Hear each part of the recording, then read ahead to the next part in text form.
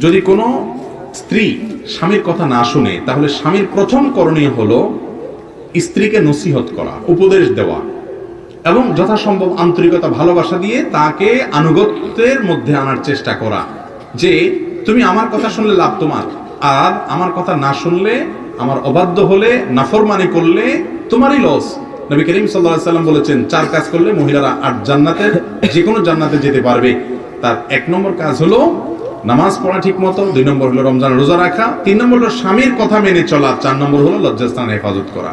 এই যে স্বামীর কথা মেনে চলা, এটা তোমার জান্নাতে যাওয়ার পূর্ব শর্ত। অতএব তাকে নসিহত করতে হবে। আল্লাহ বলেছেন ফাইজুহুন্না, যদি তারা কথা না শুনে তাহলে তাদেরকে কি করবে? প্রথমে উপদেশ দেওয়া।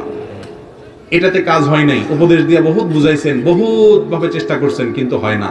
একটু ভালোবাসা দিলেন, একটু হাদিয়া তোফা দিলেন, একটু মহব্বত করলেন, কোনোভাবে বসে আনার চেষ্টা করলেন না, হয় না। তাহলে সেক্ষেত্রে ওয়াহজুরুন্না ফিল মাদাজির,